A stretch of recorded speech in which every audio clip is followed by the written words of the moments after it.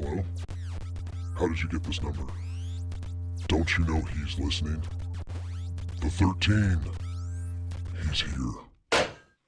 You have entered the 13, a place where real stories about music, touring, and the beyond are told. Music does something to us. We all experience it in our own way. It can affect our senses, transport us through time, and release emotions.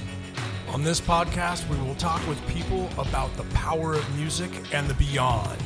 What does the beyond mean? Let's find out together. Turn on your metronomes because this time is about to be tracked.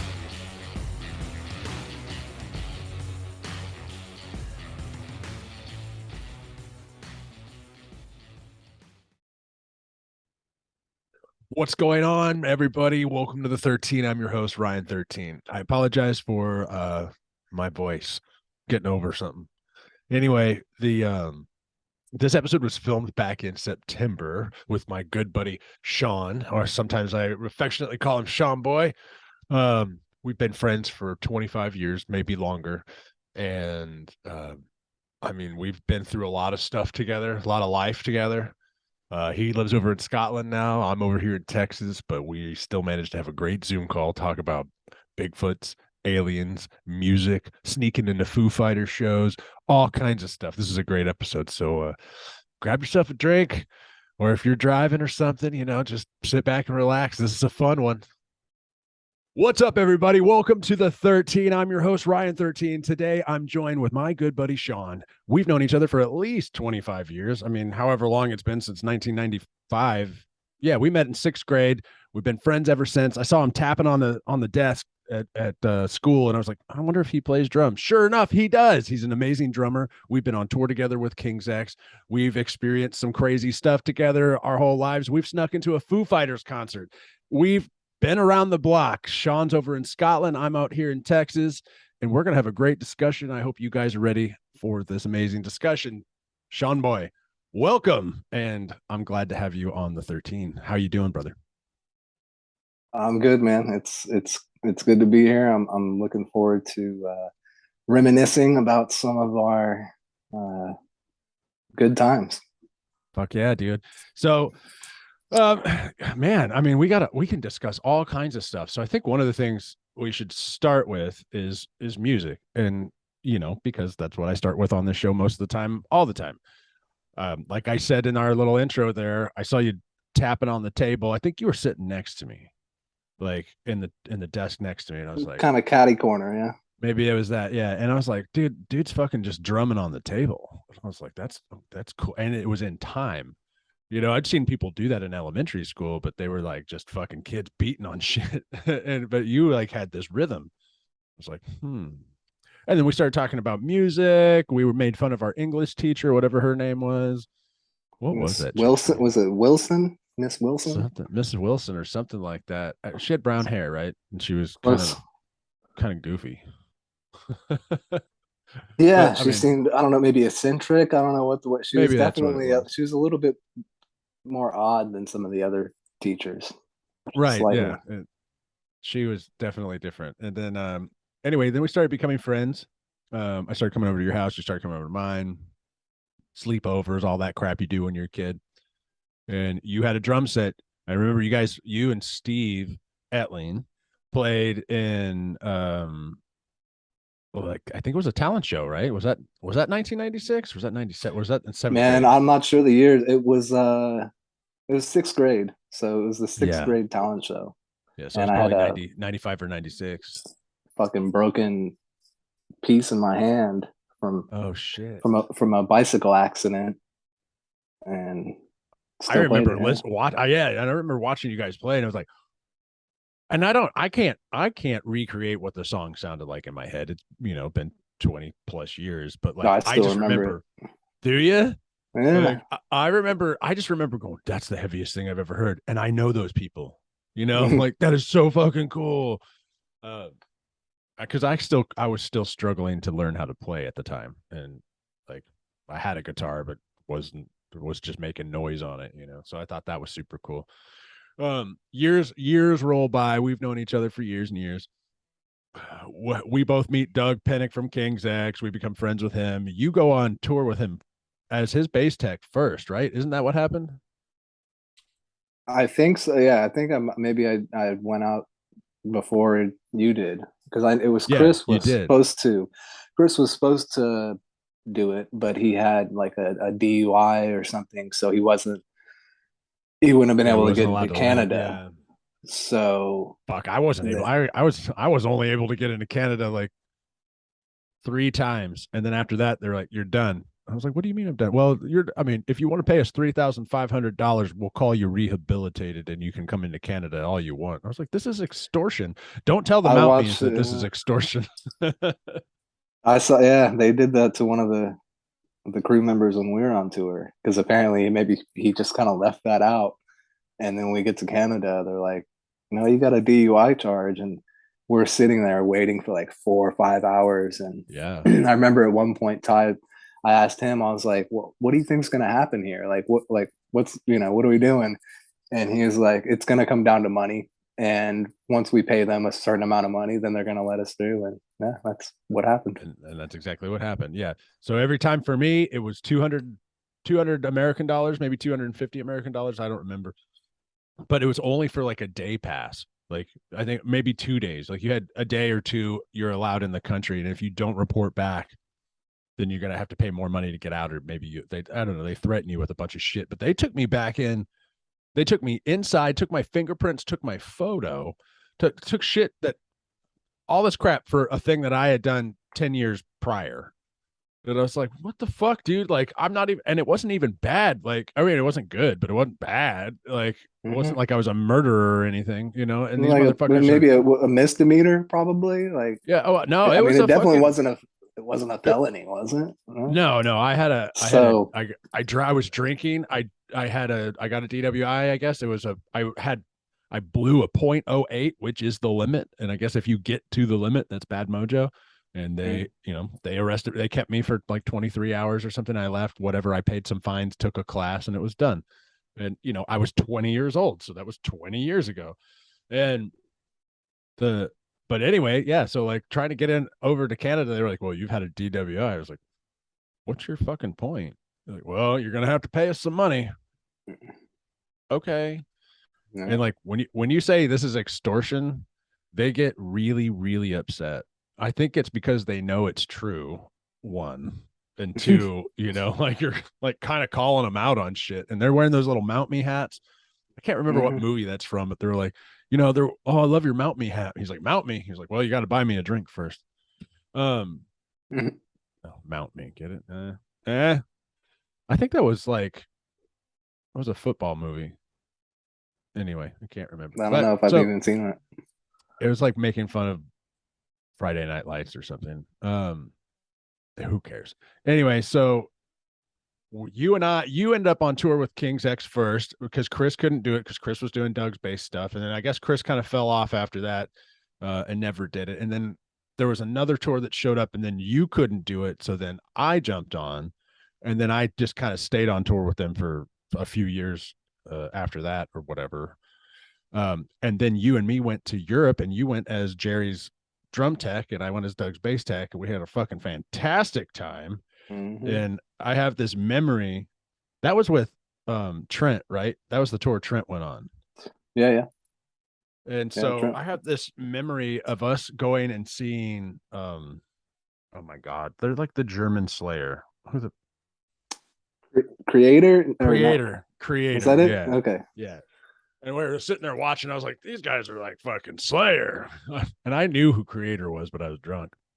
We went backstage. I think we hung out with the guys for a little bit, and then we left. And that's 013. That was the name of the club. I don't know why. That was in Tilburg. I remember And it was in Tilbury. I can't remember the name of the venue, but yeah. yeah, it was 013. And we left in Tilburg, and we're walking down the street. It's you, me, Jerry, Doug, and Trent. I think that's the gaggle. I think Bobo And was there, right? was Bobo with us? I I don't feel like remember. he was the one that That probably knew got the us guys in back there. Creator. Yeah. So all I remember is the gaggle I just described, and let's say Bobo too. And I just remember us singing the Bee Gees walking down the street as loud as we could. Like, you can't tell by the way I do my walk. I know what time to talk. And we're like screaming this shit. And it's like 3 a.m. Like, and I'm pretty sure this didn't happen, but my memory makes me feel like there was like old ladies opening the windows and throwing shit at us, being like, shut up. That probably did. That part probably didn't happen, but if this was a movie, that's what I'd put in there. Because we're just like arm in arm screaming this song and fucking drunk as fuck, high as shit. Mm-hmm. That's also the tour we did the peanut butter jelly thing on. Man, I thought that was in Germany. Yeah, well, it wasn't the same. Dude, maybe it was in Germany. So we had a couple of days off in Germany and just absolutely fucking shit faced going to the pub in Germany. And then we came back and ate all the peanut butter and jelly, which was like the staple on the bus because there's no refrigerator on the bus. I don't even remember seeing like peanut butter and jelly before or after that night. But I do remember waking. Yeah, I mean that was like the eureka moment of we fucking figured out what happened because shit faced. Ate a whole fucking loaf of bread, peanut butter, jelly sandwiches. We were like blaming it on the driver. I still don't. I don't remember eating it at all. But I mean, we obviously did. We're on fucking camera. We obviously did. Yeah, and I want to get that video transferred because it's on one of those high 8 tapes. So I didn't get that digital. That's like just so fucking embarrassing for me. But I mean, it's cool. It's not that bad talking about it. But if you like actually watching that video, fucking makes me cringe. Well, but I haven't seen that video in 15 years. However, since after it happened, because you, me, Dawn, and Becky, we were at Becky's house and I was playing it, right? I think so. I remember. And I was like watching I was like, yeah, this is our European trip. And we're like, oh, look at all these cool mountains. Look at all this shit. And at like the end of it, it's you and me fucking just shoving this fucking peanut butter and jelly down our face, with bread. And we're like, okay, guys. Shit. Yeah, backstory. That's backstory. What happened. Backstory is that I think the bus driver and some other people got upset that the peanut butter and jelly had all been eaten. Or maybe it wasn't the bus driver, but whoever. People were upset because it was like one of the staples on the bus. It was like the one thing you could go get was a peanut butter and jelly sandwich because we didn't even have a refrigerator on this bus. It was just something we called the AIDS box, which was just I mean, it was a fridge, but I thought somebody had left some pate in there and it just fucking tainted it to where now it's like if you open up the fridge, the whole fucking bus would just reek of this fucking rotting. It was a refrigerator that it wasn't a refrigerator. It was like if we had to put ice in it. We had to keep it refrigerated. It didn't refrigerate itself. And so like after the first couple of days, everything just went to shit. So we fucking put gaff tape all over that motherfucker so no one would open it. And we wrote AIDS box on the top of it because like you said, every time you open it, it was just like, it was awful. You couldn't fucking open it after that. Yeah. So that's why like peanut butter and jelly was such a big deal. You could get to it. It was accessible. It was food. I think Ty was upset about it. They were everybody, everybody was nobody was happy about it because I mean I really I didn't really give a shit, but I was like I remember being I think it was probably the driver. Somebody quite I can't remember, maybe what was the Taz. I think maybe Taz was the one who asked me, did you eat the loaf of bread and peanut butter and jelly last night? And I was like, what are you talking about? I don't even remember. I don't remember even seeing that, or I never even noticed that at all. Yeah. It genuinely didn't, and then come to find out, I was the motherfucker that ate it. It wasn't just you. I think I was eating it too, man. I mean, you probably helped. Yeah, I don't even really remember. It was like, and we started doing peanut butter jelly. We were doing in the video. We're like we're singing the song and everything and eating it. And neither one of us knew that the fucking. I was blackout. That was just pure blackout, fucking drunk. And then, like a year later, over at Becky's watching the video, and then we're like, oh man, fuck, it was us. It was us.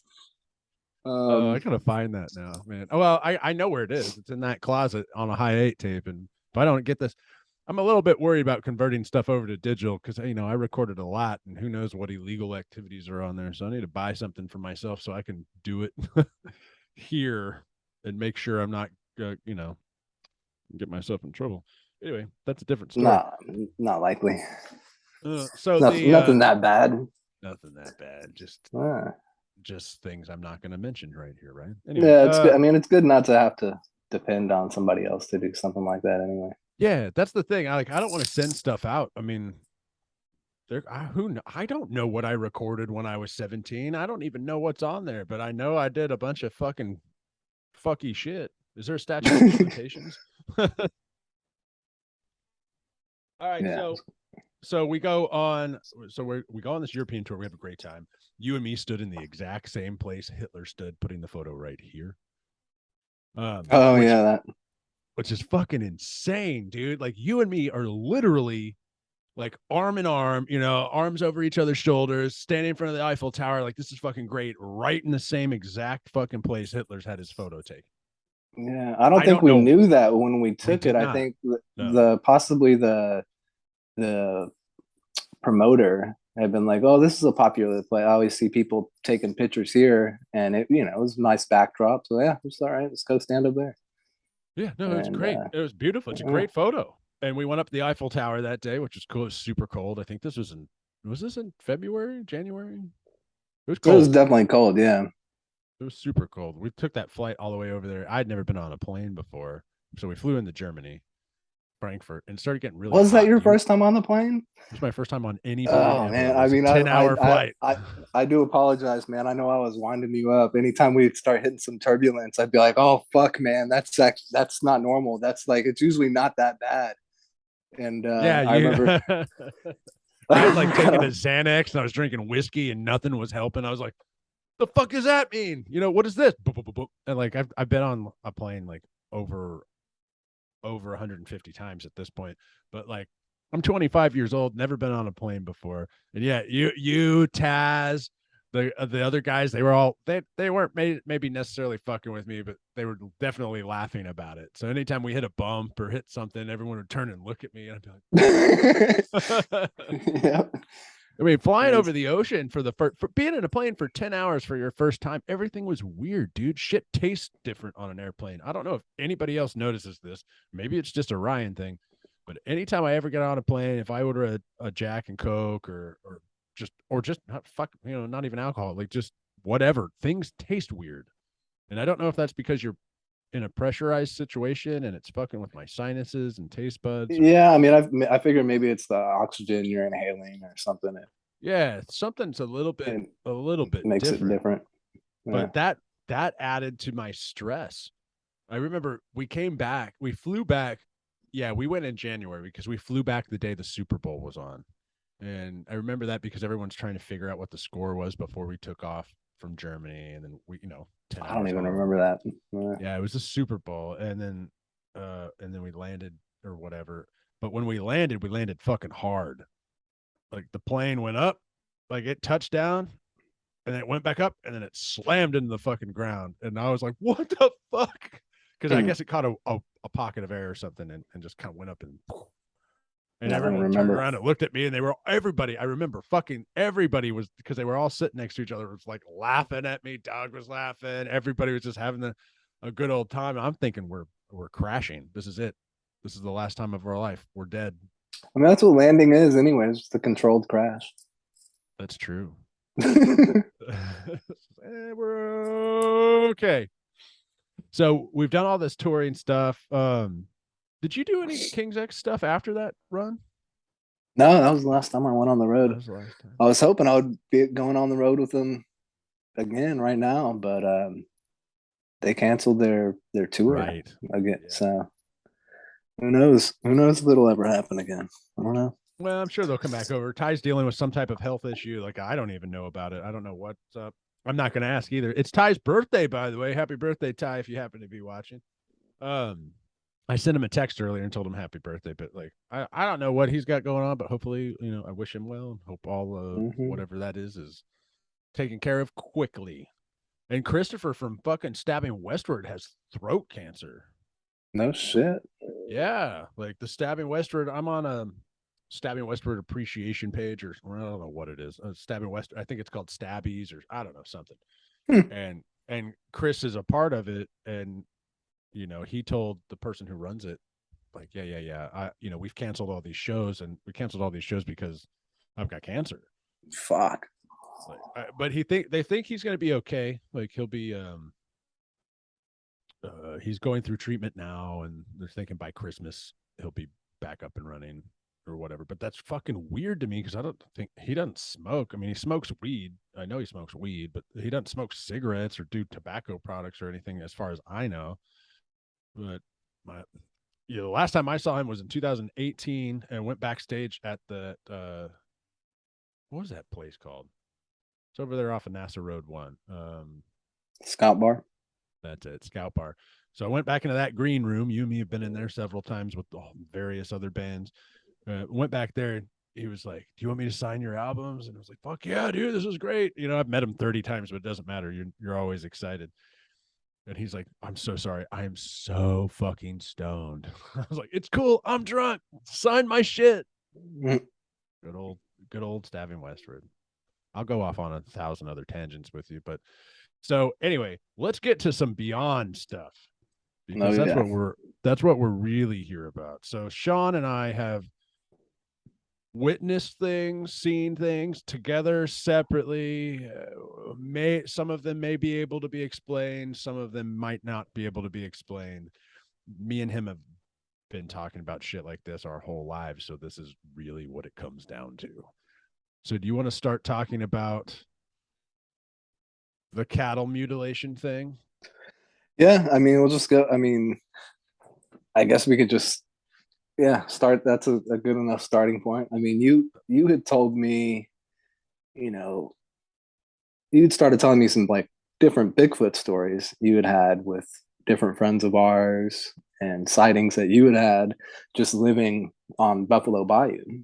And I remember it really caught my interest, and I was like, all right, I want to see this thing. I want to see what you're talking about. Start, taking me out on some hikes out into the woods.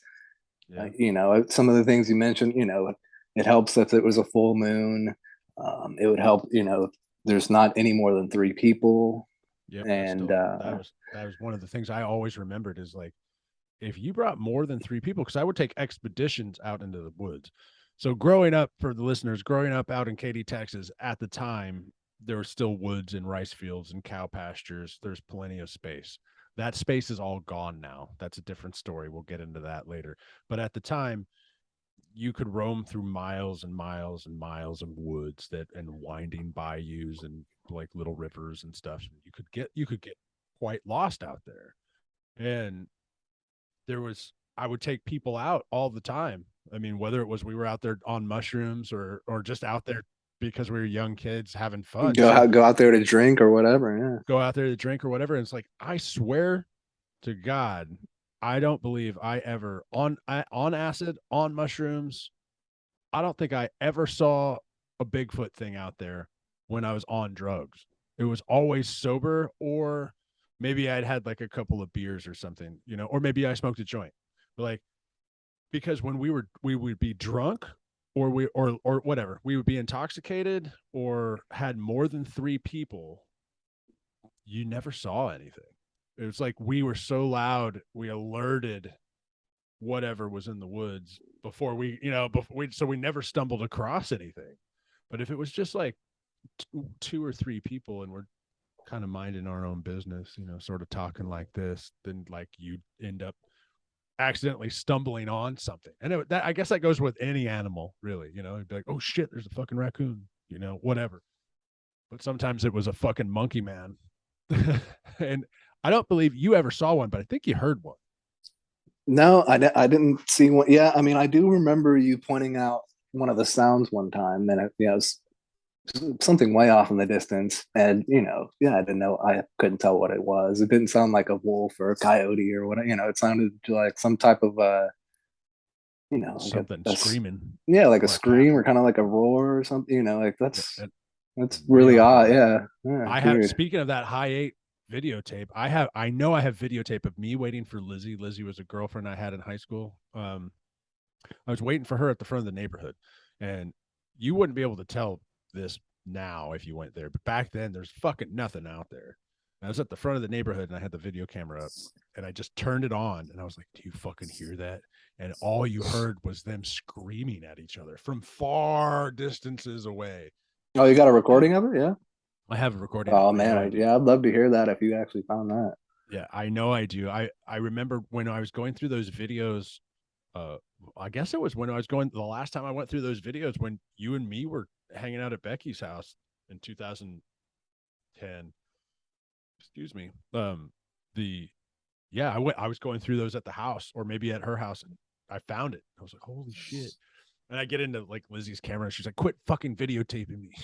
I was like, they're fucking singing to each other out here, man. You got to hear this, because they were screaming from one side of a field, from the woods. I definitely have that on video. So we got to get that going for sure. Anyway, so you and I, let's get back to the cattle mutilation thing. So I take you on a hike. Yeah. We go, walk down, cross over the bayou behind the house, walk down there, this trail. It was probably big enough for a car to drive down or a truck to drive down. I remember it was woods on either side of us, right?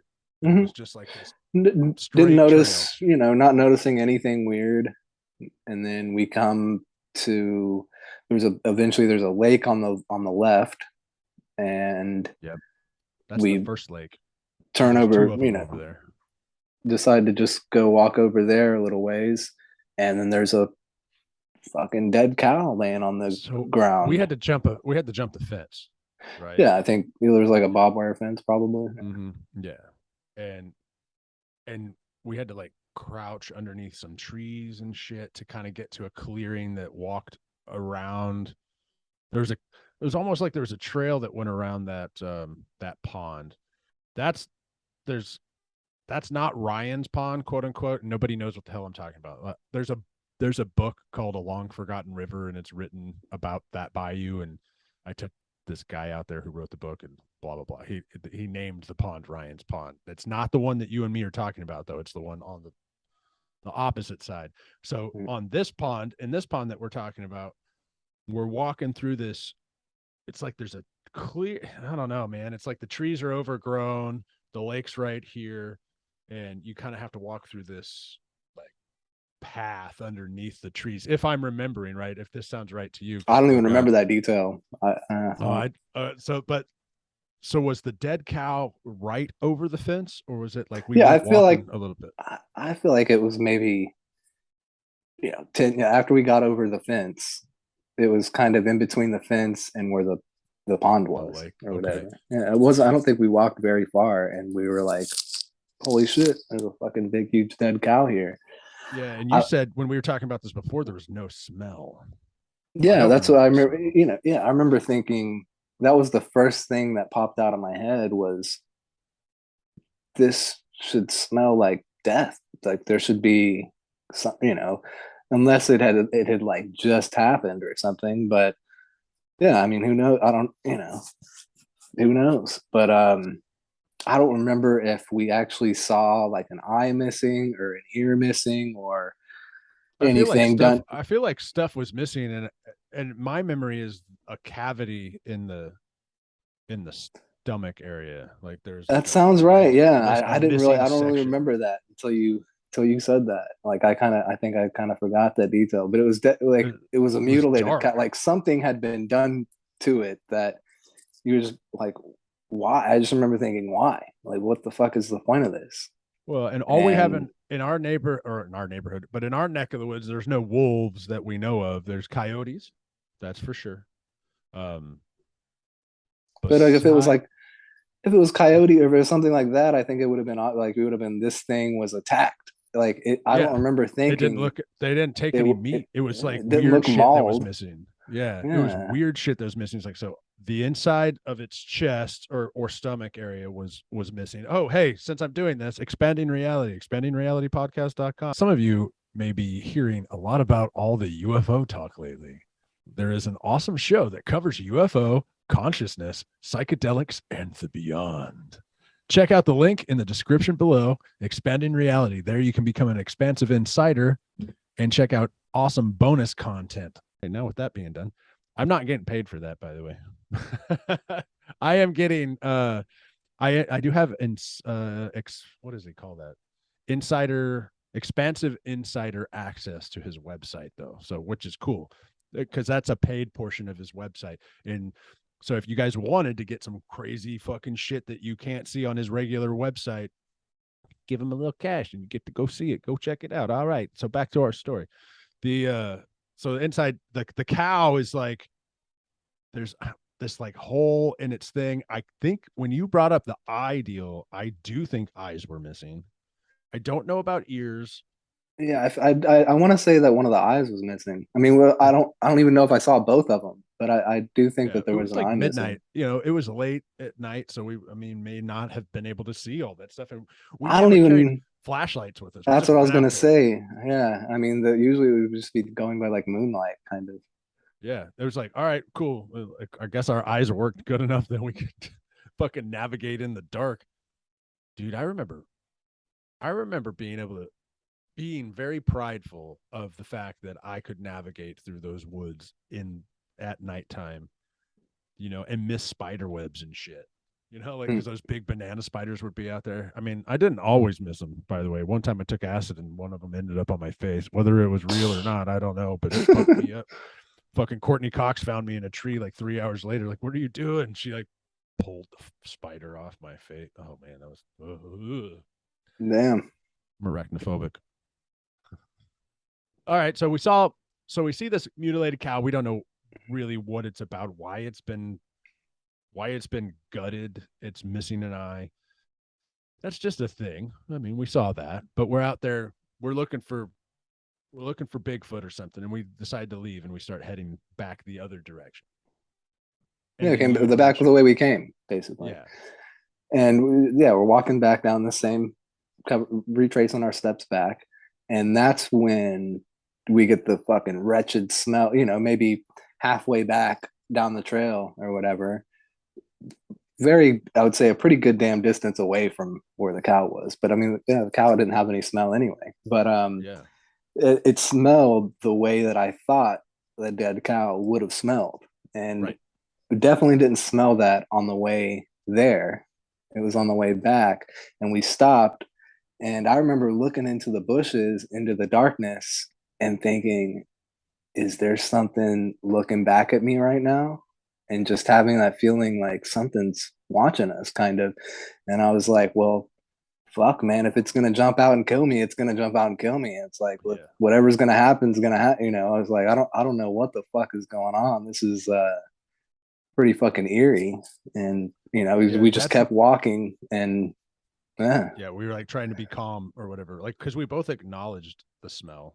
Oh We both yeah. I mean, acknowledged my what we saw. adrenaline, that was my fucking adrenaline was gone, like through the fucking roof at that point. I'm sure I was acting very calm and collected, but I mean, yeah, those were the thoughts I was having. Like, we have to turn our back essentially and keep walking. And it's like, fuck, is this thing about to just come out behind us and fucking snatch us up or something? But The yeah. thing that I've noticed about the ones that lived in that area was that they they would be they could be intimidating, but most of the time they were just watching.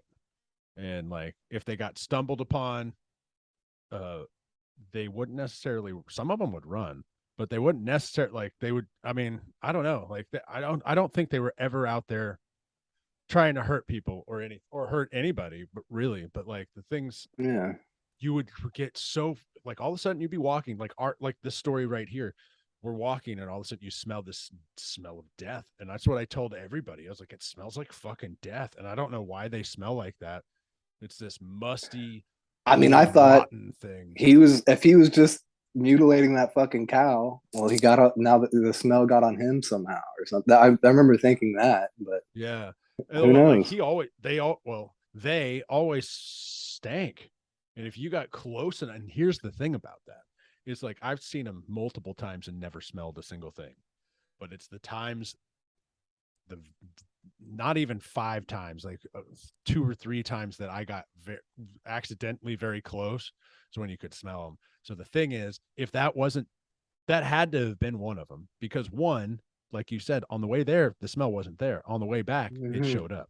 And we were the woods are like, we're right here. These are the woods. We were right next to it. So that fucker was sitting back there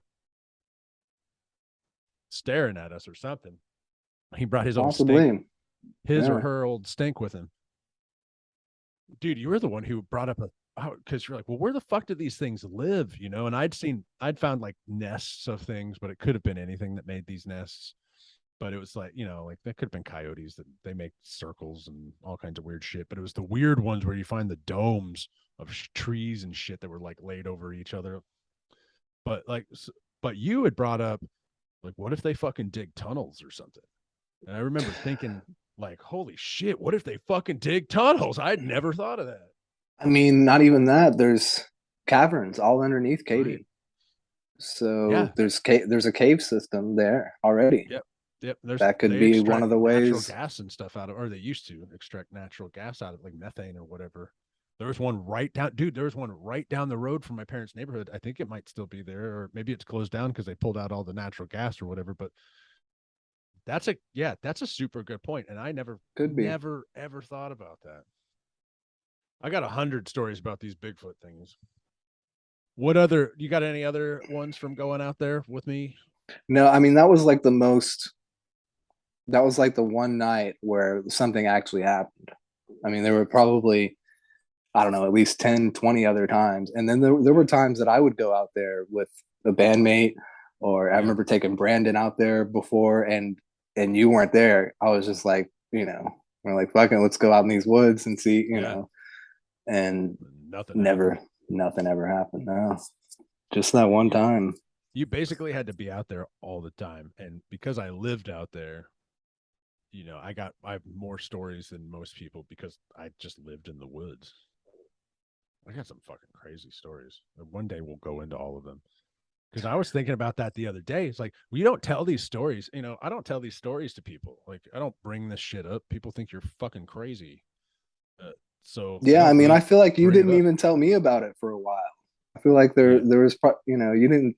Like, I knew you for quite a few years before you finally mentioned it, and I was like, what the fuck? All right, let's go out in these woods, come on.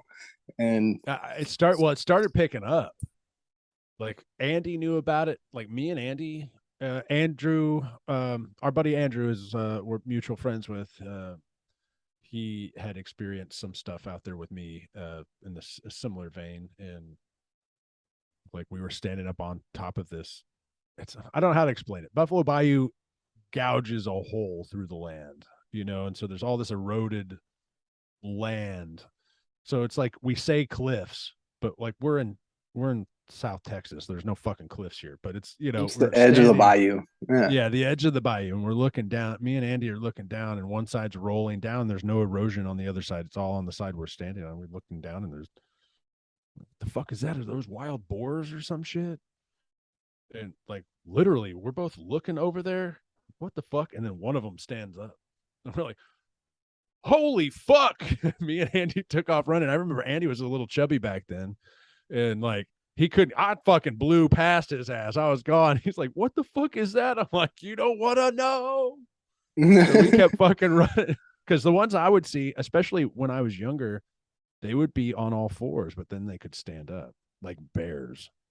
There ain't no fucking bears in Texas. Well, there are. East Texas.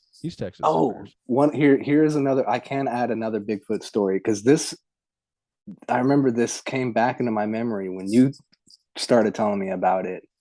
I must have been like 5 years old or 6 years old or something. One of the neighbors comes and knocks on my parents' door, and the guy was a hunter, and he was like, you guys don't have bears in Texas, right? And my dad's like, no, I don't think, no, there's no bears in Texas. And he was like, okay, come jump in the truck. We'll take a ride down the street real quick. I want you to look at these tracks. And it was, we drove just a little ways down Franz Road, where Grand Parkway is now, and pulled off on a little side dirt road, basically, yeah, where Grand Parkway would be. And we go start walking a little ways, and you get up to this print in the mud, and it's a big ass footprint in the mud. And everybody's just like, I don't know what the fuck that is. Yeah. And that's definitely not a bear. I mean, yeah. Not a bear, but what the fuck is it? Yeah, I didn't know. He was just like, okay. And I mean, what a great coincidence that he just happened to go and knock on our door and show, and I ended up seeing it.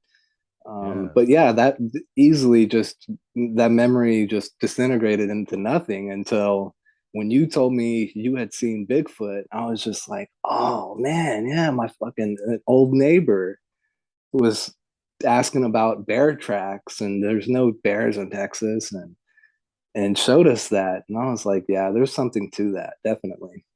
100%, dude. Me and Cliff, God rest his soul, me and Cliff were out in the woods, and we found a cat print. It was a cat that was the size of my hand. I mean, okay, we have bobcats. I don't think bobcats are that fucking big. I don't know, maybe a big ass bobcat, but I remember like, what the fuck kind of? But also with this, a couple of years later, me and Cliff did that when we were like 17. A couple of years later, I had to go get ice. I remember it was Christmas. It was Christmas Eve. My mom always has Christmas Eve over at the house. So we had all the relatives over, and they were like, we're out of ice. Ryan, could you go to the store and get ice?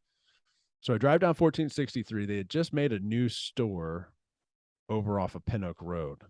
But if you remember, you could leave my parents' neighborhood, take a right, and drive down until you got to this weird road. And I can't remember the name of the road, but you could take a left on that road. And the only thing over there was a place where like, I don't know, they kept horses. It was like horse stables or something.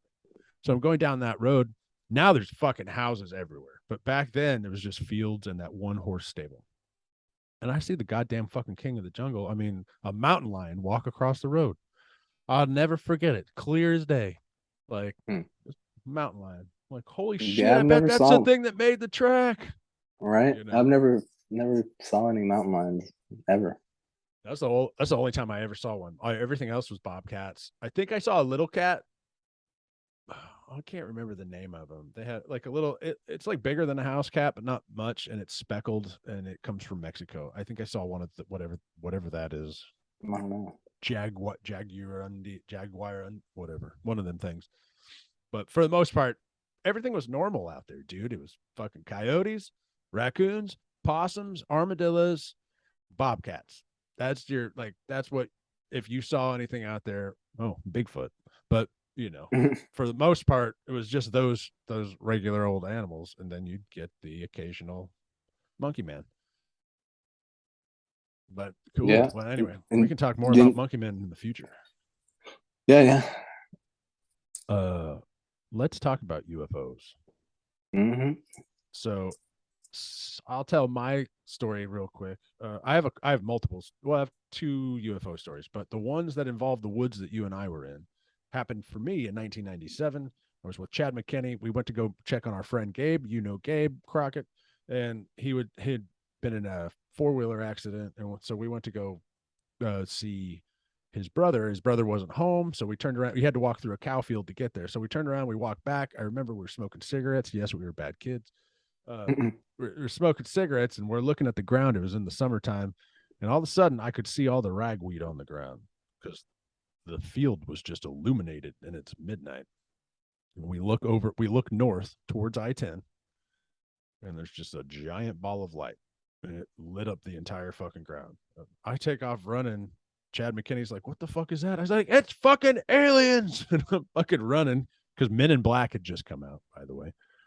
I take off running, and Chad's like, oh shit. And so he starts running, and then I stop, and I'm like, dude, what? And it's still lighting up the whole ground. I'm like, dude, what the fuck is that? He goes, you're right, it's aliens, and runs past me. Like, this should be in a movie. And he hauls ass. We get to the fence. We jump the fence. We get to my parents' house. There's a big circled driveway before you go in the driveway. We sit down. We're talking for hours. We're kind of looking in the sky, like we think we're seeing stuff, but I don't know about that. Maybe we had convinced ourselves that we were seeing stuff at this point, but we had definitely seen the big bright light.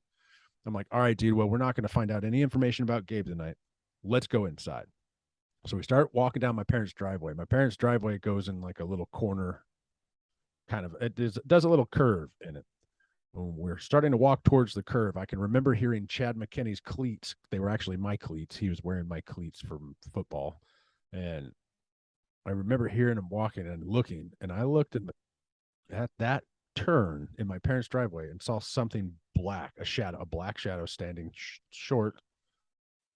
And then I thought there's moonlight coming through, and I thought there was like 3 or 4 other things standing over here that looked like gray aliens, which I don't think that part was real. I think that was the moonlight coming down. But there's 100% for sure the black figure standing on that corner. And I said, Chad, I don't think we should tell anybody about this because there's a fucking guy standing in my driveway. And then Chad said, I see him too. We turned around and fucking hauled ass the other direction. I mean, like, and then we ran all the way to one corner, and then we heard footsteps or something. And we ran all the way to another corner, and then we heard like this, like some weird fucking sound. And then, so we got all the way to 1463. When we got to 1463, we're 7th graders, or I'm a 7th grader. He's an 8th grader. We never got on that fucking road. You don't get on there's no cars back then. There's no one driving up and down that road at nighttime. But it's a big road. You just don't go on it, and we did. So we start running down that way. Then we heard more footsteps. The story continues. Chad will tell you the exact same story. Like, we run down this, we hear footsteps, we hear that weird sound fucking following us. We get some, like, we cut back into the field, and we run back to Gabe's house. We see something in the sky between Chad McKinney's house and Gabe's house, and I still don't know what that was. It looked like a fucking gate.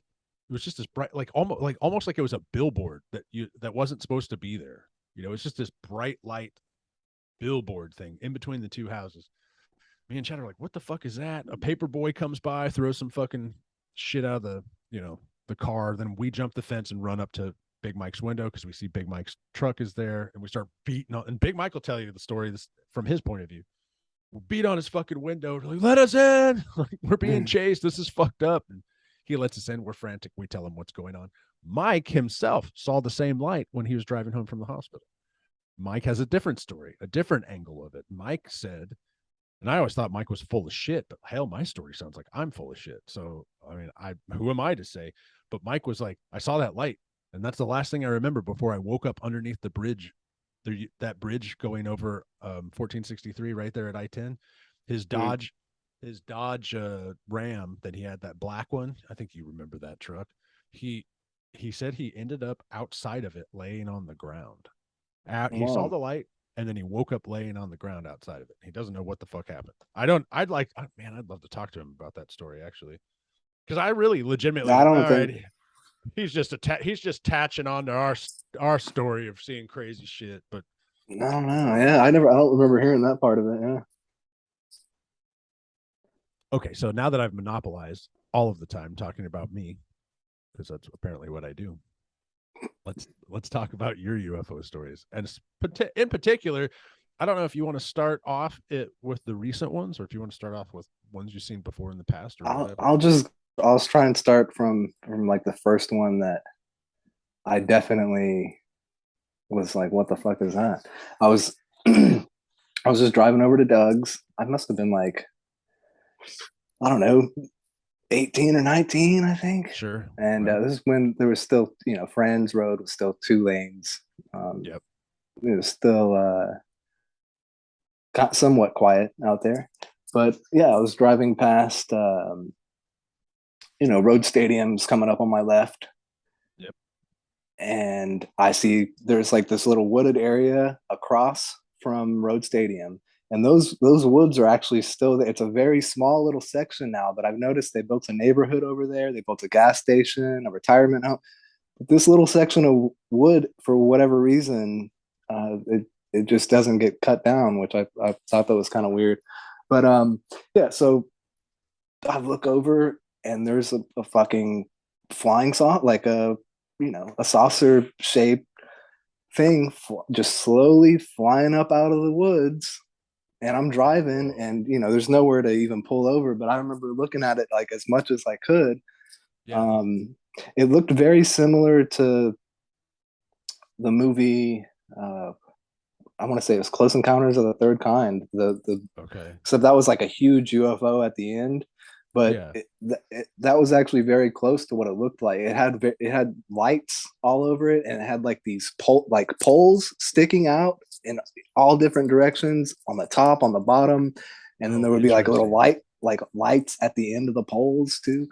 Just really fucking weird. And this is before drones were popular or even really existed, I don't think. I mean, not And not for the probably not for the at that time. If we're 18, 19 years old, like definitely the not. military might have had Yeah, some. maybe, yeah. But it didn't do anything humanly impossible. Like it was J Rep's calling me. it's cool. J Rep, I'm doing a podcast, man. Can I call you back? Yes. All right. Uh, okay, badass, dude. I'll call you after this. I'm on a podcast with Sean Boy. Sean Boy says, "What's up?" Yeah. He says, "Hey." All right. Thanks, man. Love you too. Later. I totally did not mean to pick that up. My watch picked it It's up. all good. But yeah, so yeah, I get to Doug's house and I was like, I think I just saw a fucking UFO on my drive over here. And he looks at me like, okay, like yeah, like what the fuck do you even say to that? Yeah, it's just like fucking weird. I was like, yeah, I mean, I don't even know. Like, it was definitely not a helicopter.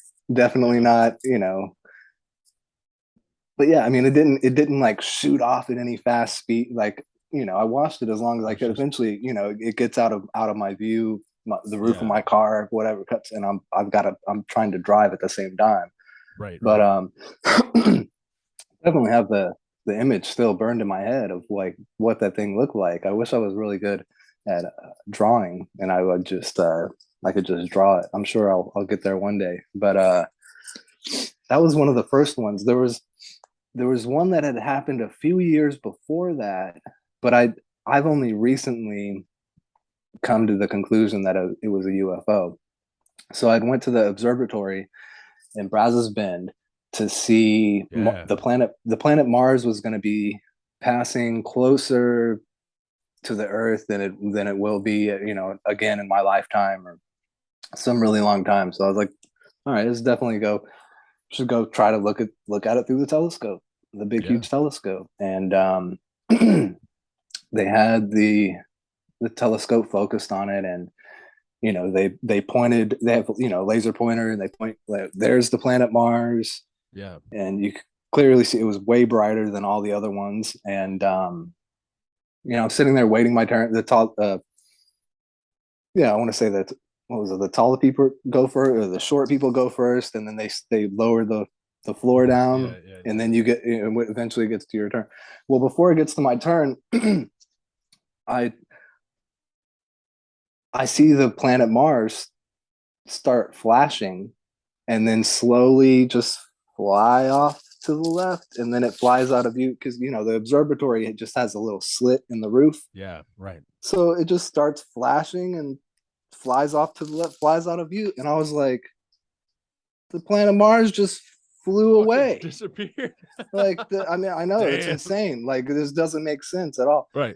And I don't remember if one of the astronomers commented something. And actually, another thing, I want to say that there was a group of three astronomers there, and I think that they knew this was about to happen because I remember them counting down. Like, I don't know how you're going to know the exact time, but I swear I remember like a countdown: 10, 9, 8, 7.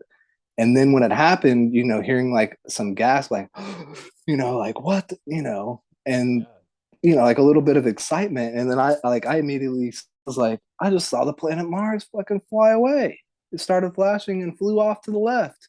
And immediately someone's like, oh no, no, there's no way. And then the next person goes up to the telescope and looks in the eyepiece, and they're like, I don't see anything. And I'm like, I'm telling you, I just saw this thing. It just flew off. Oh, shit. And like they were like, okay, well, something it must be obstructing the view. We're just gonna focus on something else now. And I'm like, for years, I was like, what the fuck happened? What the hell? I've like no logical explanation as to how did that happen. And so just recently, I've come to the conclusion that that was a UFO.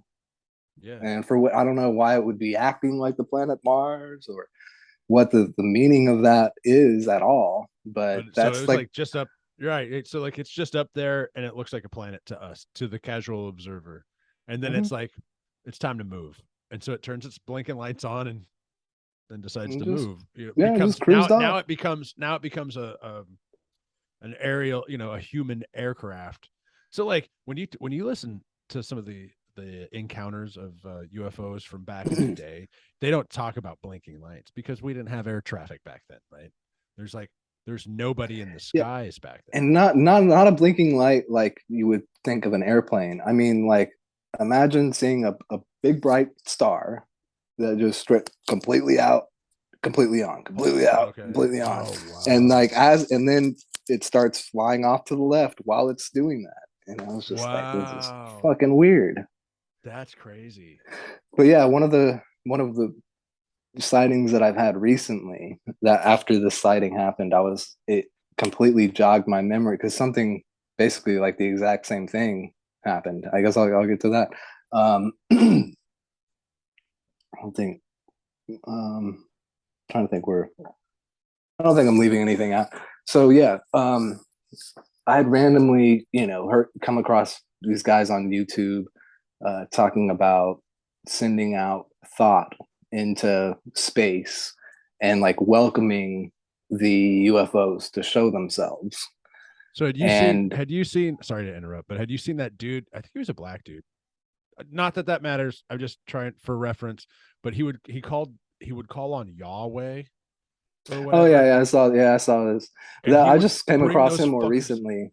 Yeah, so he would all of a sudden shit would just fucking appear in the Hmm. fucking Yeah, sky, I and mean, he did I it for mean news that was stations. Like the news yeah. station would come out and they're like, "All right, let's get this crazy fuck on," and then the fucking newscasters like, there's something up there. Right, Like fuck, this is actually happening. Yeah. and you'd see it pop into camera. Poof, all of a sudden, it just showed up. So is it somewhere something similar to that kind of? I suppose so. Yeah, it's basically just like getting in a like I would get like a meditative state, and he would actually have groups, and I'm thinking this guy's he's making money off of it. I don't really agree with that, but Right. he still does it, and they go out to different little expeditions, different parts of the country or whatever, and they pay money to this dude, and it's like a retreat or whatever, and they have sightings, and Yeah. that's I think that's really interesting. It just I don't think there should be any kind of profiting off of it. Sure. But Right. anyways, it's definitely, it caught my interest, and I was like, oh, I'll randomly try it, maybe once a year, a couple times a year or something, just whenever, if I got the idea, and if I'm, out staring out at the stars, all right, if there's something there, show yourself. And nothing had ever happened.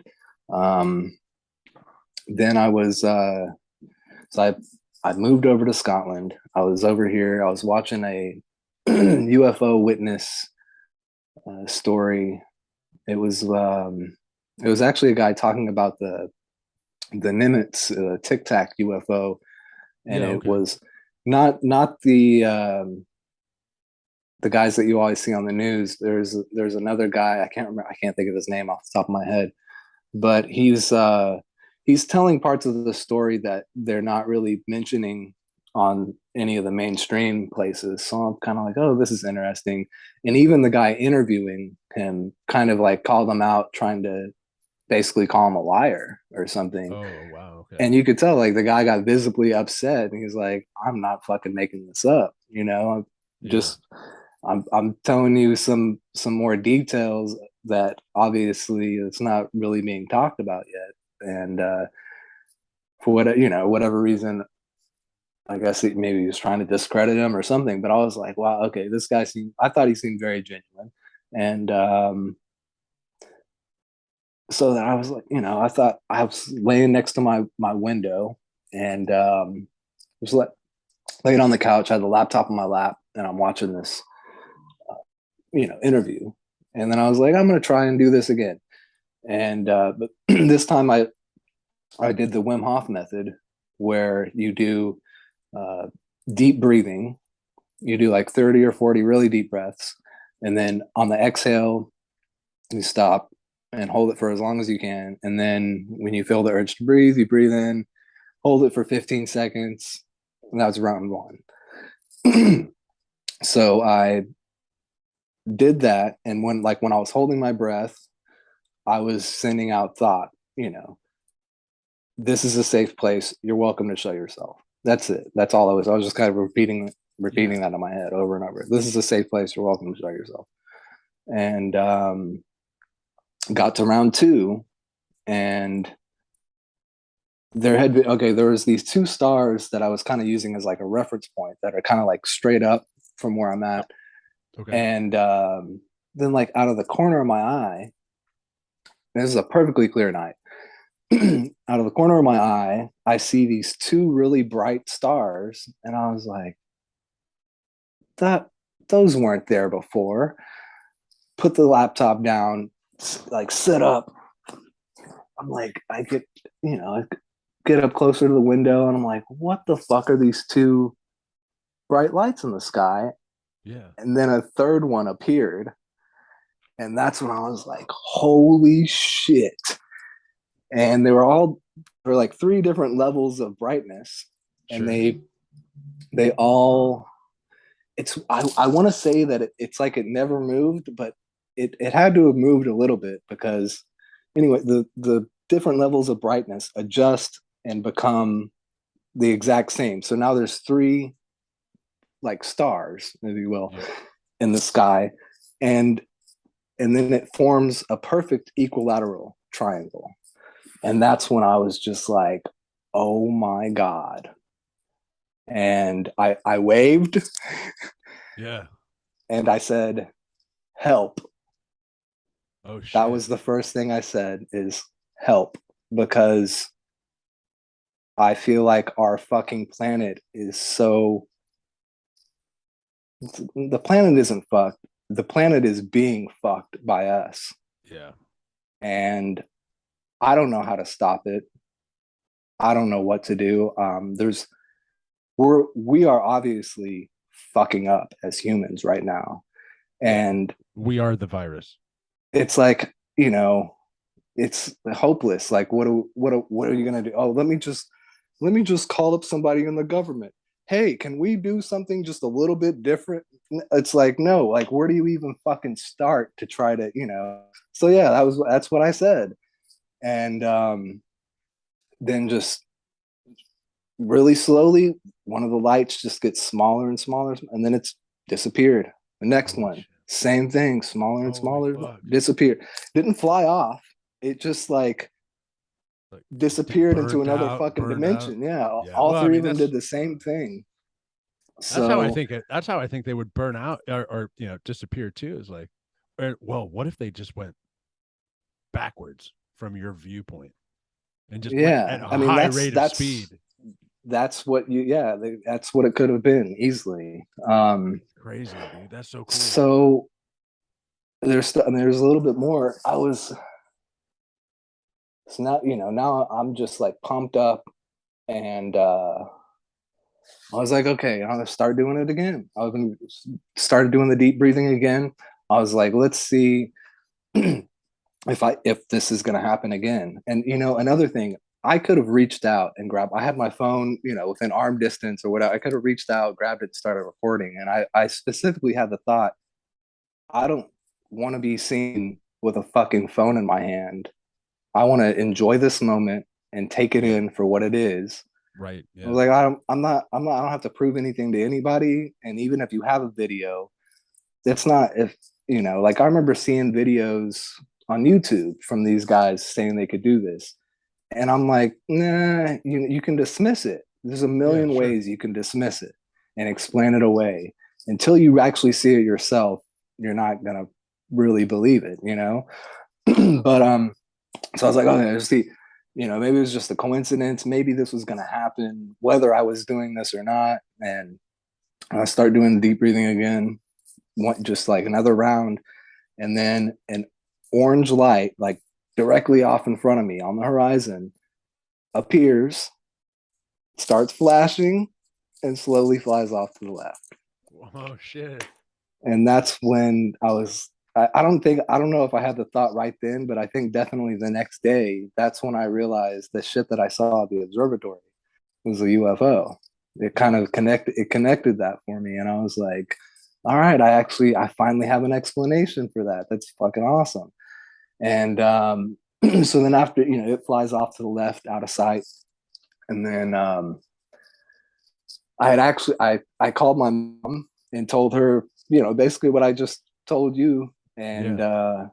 she was like, yeah, maybe you live on a ley line or something.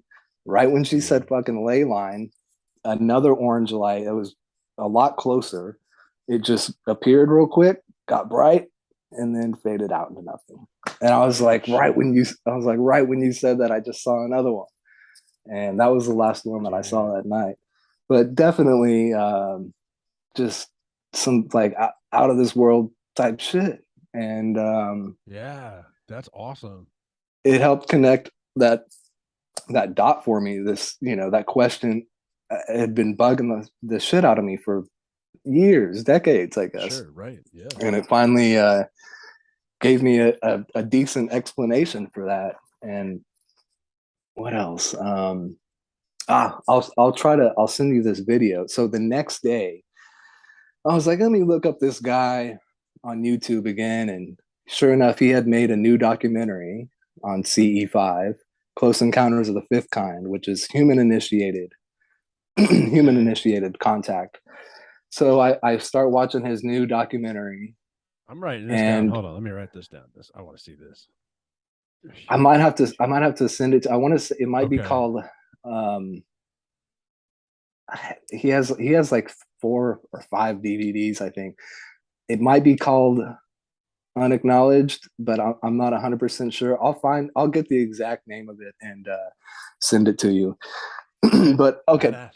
I start watching his new DVD or whatever, and not even 5 minutes into it, there's a video of pretty much exactly what I've just described about the lights that appeared and made the perfect equilateral triangle and then disappeared. Yeah. There is a video pretty much exactly what I saw, and I was just like, holy fucking shit, that is legit.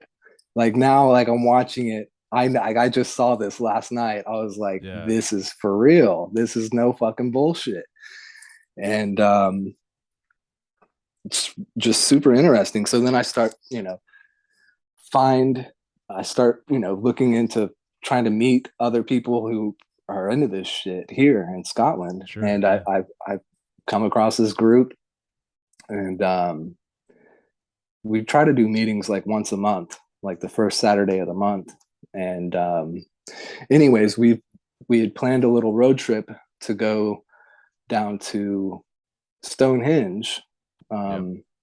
There was going to be a big, like a UK CE5 meetup, um, and go try it down there with, like, I think it was like 40 of us. It was like one of the biggest UK meetups to do this. And we go, I think it was called Knapp Hill, possibly. It was not that far away from Stonehenge at all. Okay. Um, but yeah, that basic area. And we're doing like some meditation stuff, doing om, and like getting, trying to get whatever positive energy there, and welcoming them. And Yeah. I see this blue orb. It's not like a perfect circle. It was like kind of weird, It's Sure. weird. This fucking weird, uh, maybe 20, 30 yards away. It was kind of moving along the fence line. Okay. And, immediately you start trying to dismiss it like, oh, is some asshole over there doing that? Are they, somebody, it's obviously like yeah. but, Try to explain it. I'm trying to explain it away, but no, this weird looking like blue light flies over and then it goes to a tree and then it goes up the trunk of the tree to the top of the tree and then disappears at the top of the tree. And I was just like, what the fuck is that? And then there was people said they were pointing it out. They were trying to point it out. They're saying they're seeing a triangle craft fly over with like 3 lights. I only saw 2 lights fly over pretty fast. And then these lights appeared off in the distance, kind of on the horizon. And that's when everyone really gets excited and they were like, oh, we've got something over here off in the distance. And I'm like, I'm sitting there quiet still, I'm trying to discern, like, okay, what the fuck is this? Yeah. And like a bright light in the center and like maybe 2 or 3 on the edge. And it's pretty far off in the distance, but guys there had some really big binoculars. So I looked this thing through the binoculars and it was definitely weird. It wasn't a plane, it wasn't a helicopter, and the thing was sitting there for hours. It was still sitting there when we left, actually. But You I'm guys looking are at like finally bored with it. You're like, all right, well, that was I, cool. I, Let's roll out. I wasn't, man, but yeah, like sure Yeah. enough, like not long, I would say within an hour of it appearing, yeah, people were just kind of like, okay, that's it, and like started trailing, like half the group kind of starts trailing What do you out think or now? whatever. What do you think if you were the observer inside the craft looking down, and let's say that the craft came because of the energy everybody was putting out? Obviously it did, because that's why you guys were there. They're like, we are here, check us out, and then everyone's like, all right, that was cool, and they start trailing off, like just start I was leaving. surprised. Yeah, I mean, Yeah. even like some of the people that I had went there with, I could just tell like how quickly they became uninterested. And I Yeah. was just like, I mean, like it took me, a good 5 or 10 minutes before I was really convinced that it was something out of Sure. the ordinary. But once Yeah. once I came to that conclusion, I was just like, okay, wow, this is fucking cool. Yeah, I'm looking through these binoculars and I see like another light appear over here, and then it does like a perfect half semicircle. It comes over here to the other side of these like 5 lights, and then disappears. And I was like, Holy okay, shit. that's weird. Like that's not, Yeah. yeah, that's not a plane. Like, okay, what the fuck is that? That's fucking weird. And then, Dude.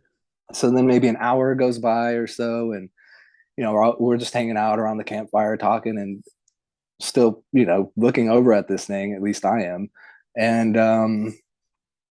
I get the idea. I'm gonna get my laser pointer and signal it.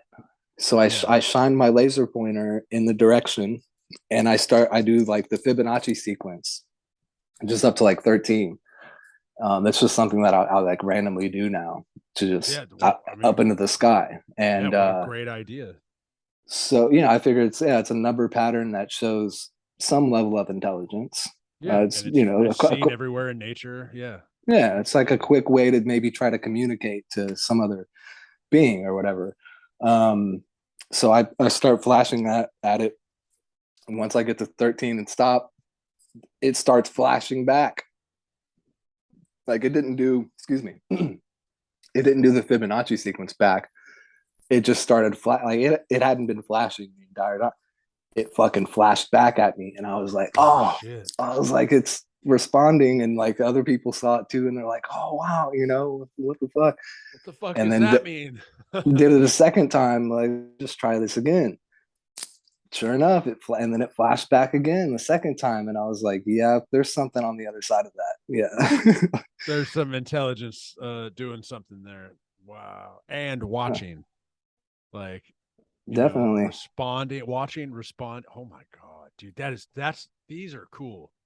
I've got that weird light one, and I've got another one with the triangle thing, but that's about it. Like that's a fucking What super triangle? cool. What are you talking about? What triangle? Please? So in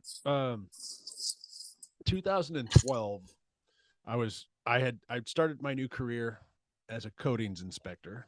So I'm no longer touring in bands or anything. But I have to drive to San Angelo all the time. Coincidentally, the company that I work for now bought this plant, but the company I worked for then, um, I just needed to go out to San Angelo and do these inspections. Long story short, I'm driving somewhere between Brady, Texas, and Llano, Texas. And I think there's like 60 miles or something in between there. You guys can Google it, figure it. I don't know, but there's nothing fucking out there. There's nothing out there. Nothing. You're just driving down fucking nowhere road, especially 11 or 10 years ago. And I get out. I'm somewhere, but I'm getting close to Brady, Texas. Over on my right, I can't believe I haven't told you this. I've probably told you this before. Maybe not. I don't know. But I'm thinking I may have heard it, but I still want to hear it again now. sure. So like over here on my right, I'm looking over and I'm like, well, dude, there's these fucking lights flying in the field. And they're above they're not in the field. They're not like down, like not like fairies dancing on the fucking grass or something. You know, they're up. Yeah, I Up think you here. have. You think you told me it was. I think I just remember hearing one light. I don't remember hearing triangle. But yeah, please continue. Well, it was three or four lights, three for sure. And they were all I thought they were all moving separately. Like they were all they had their own flow. And then I like, if memory serves me right, I like look over, I'm like, holy shit. And I think I had just gotten a smartphone. And the smartphone was like this big, like they weren't as big as they are now. And I'm like, oh, this is cool. I'm gonna pull over and take a photo or take a video of it, because I guess that was a capability that we hadn't had before. So I'm like, I'm gonna take a fucking video of this for Dawn and show her. And I get out of the car and I go, I'm driving a Ford something, some car, some sports car. And I get out and I go to take the photo, and I notice that the lights start coming towards me. And I was like, what the fuck? And like, if you've ever seen any fucking movie of any kind, when the lights notice you and start coming towards you, it's time to roll. So I got back in the car because I got scared. But I fucking started. I didn't even get to hit record on nothing. So I get in the car and I start driving. Well, the lights kind of go back off into the distance and start doing their own little thing.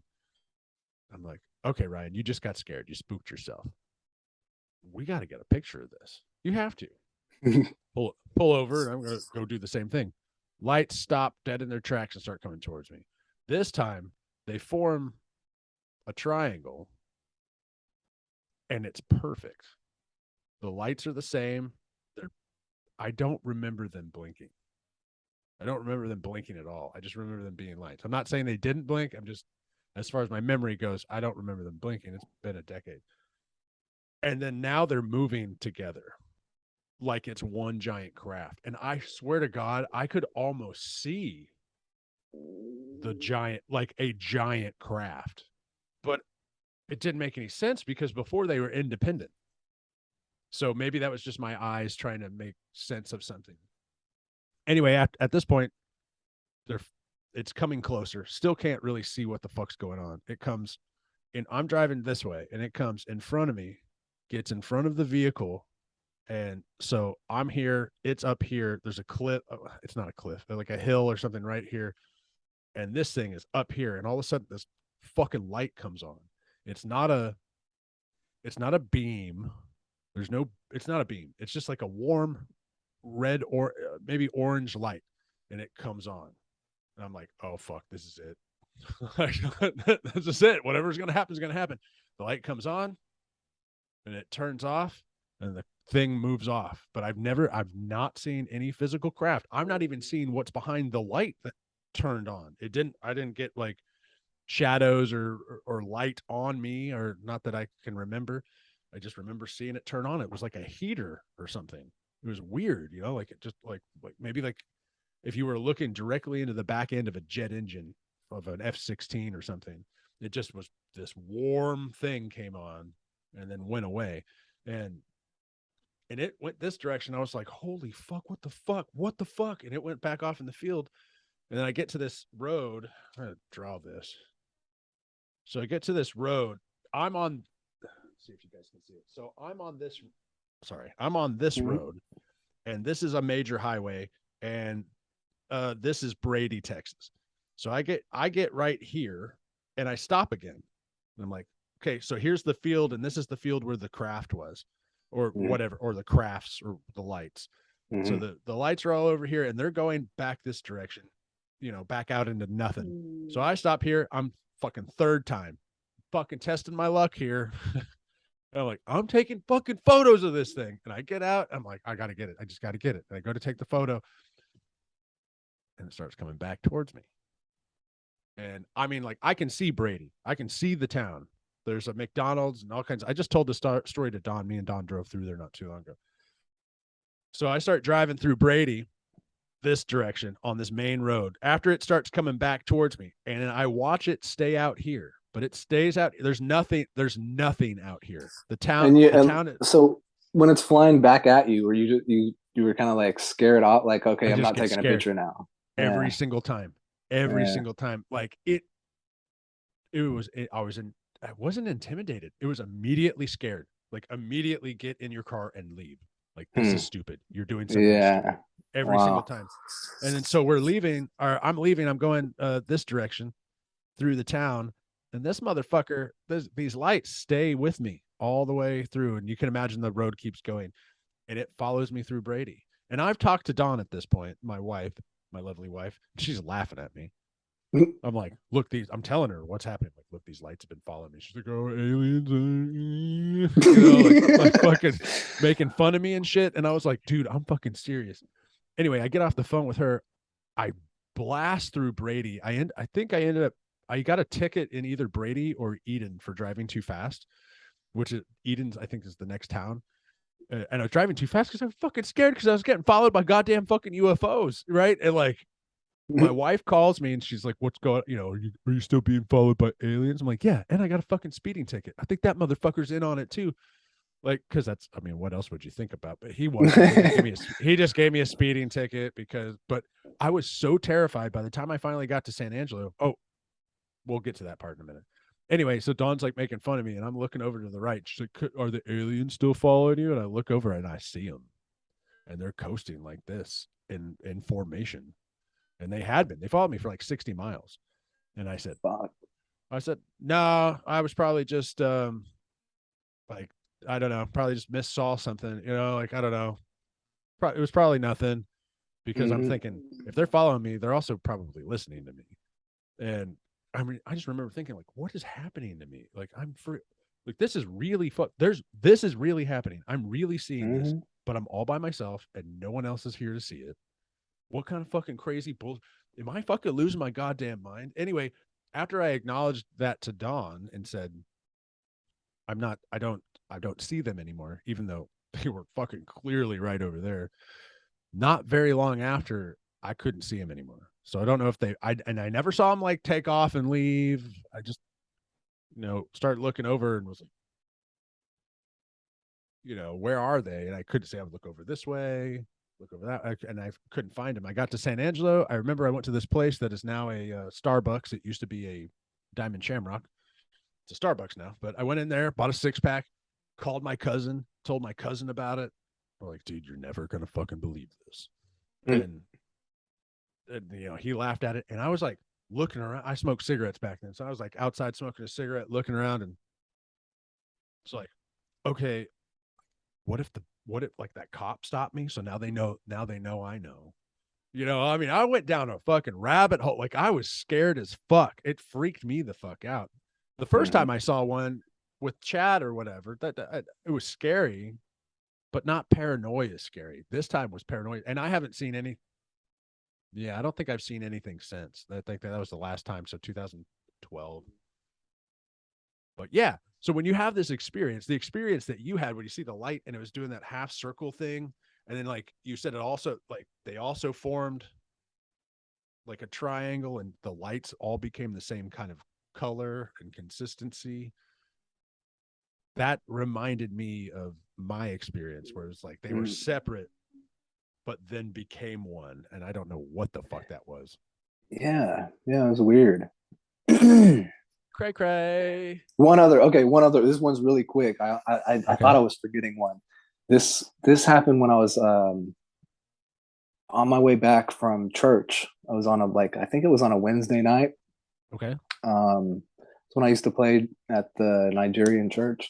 Yeah. So I was driving off of Westheimer, and I turned right onto Grand Parkway. I would have turned, I think that would have been north on Grand Parkway. Yep. And I'm on the entrance ramp, and a black triangle craft, not just lights. I mean, like, this thing, it maybe looks like it's about the size of a Cessna, a really small plane, but yeah, it definitely was not a drone. If it was like somebody from fucking Hollywood. It created this thing to come fly it over the freeway or some shit. Whoa. I'm driving, and it was really close. It was like maybe a couple hundred yards above me. It was like I could see it really clear. A black craft that had there was a light on each corner, and then in the center of it was this glowing shit. I can only say was plasma. It was like, and it flew like right over my car. And I remember like looking up, like flying underneath this thing, and just thinking, what in the fuck is that?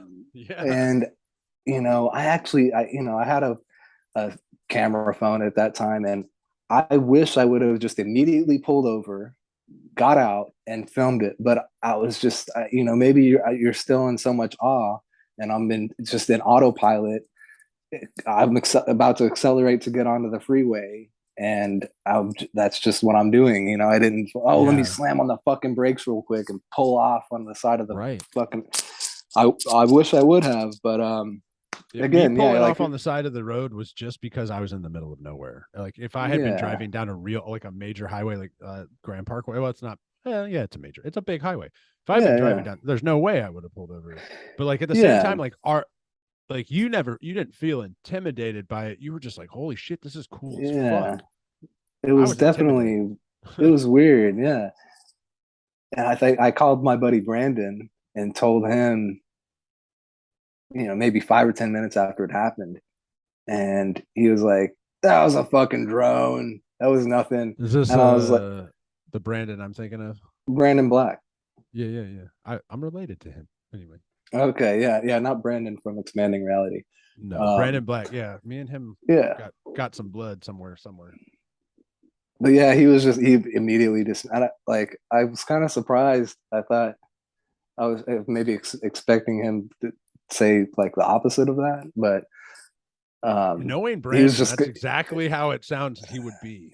Yeah, he was just like yeah, it's bullshit. Drone. Yeah, it's bullshit. I was like, dude, if that was a fucking drone again.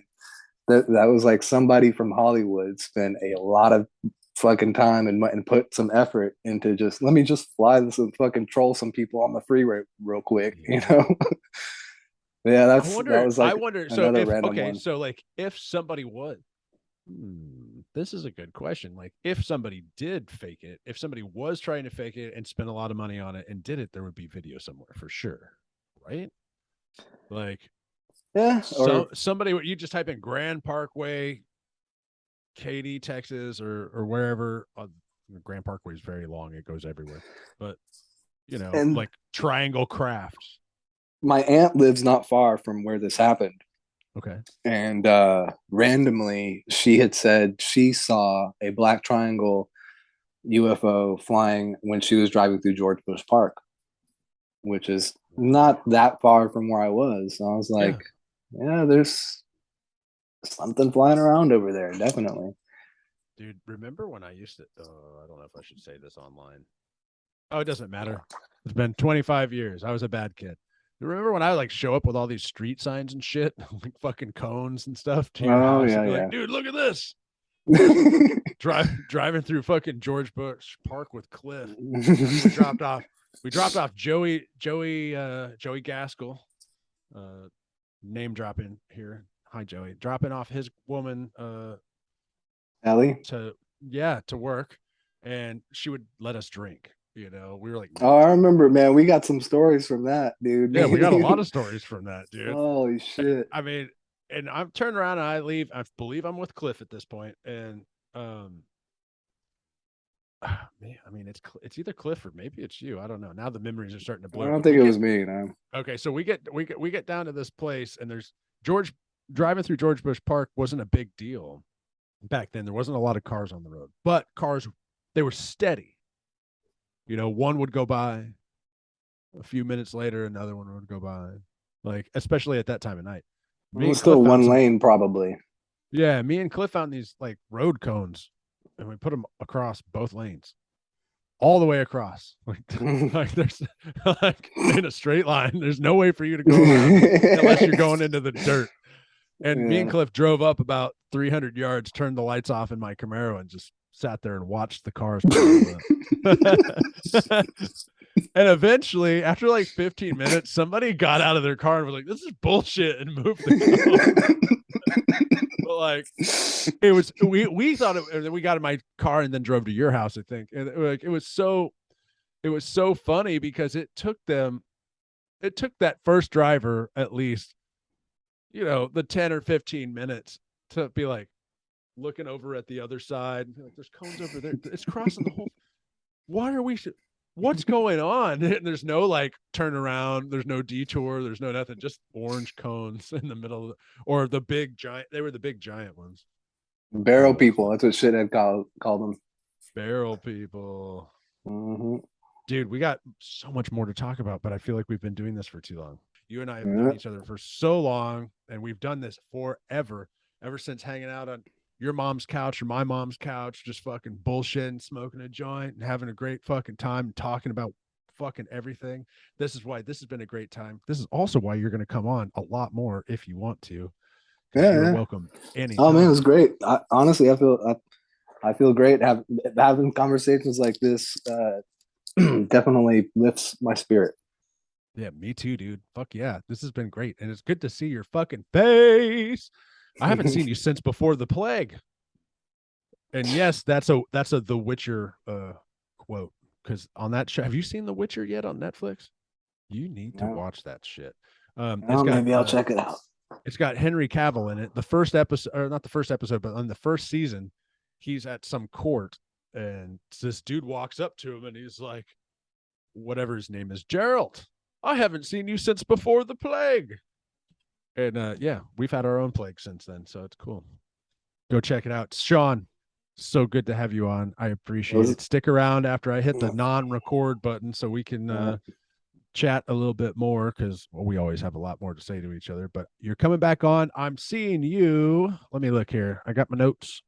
You and me are going to be on Expanding Reality on October 23rd at 3 p.m., which doesn't mean anything to the rest of y'all because it'll come out when it comes out. But for you and me, that's definitely the next time we're seeing each other. But maybe we do this again so we can finish up all the list we never really got to today. Yeah.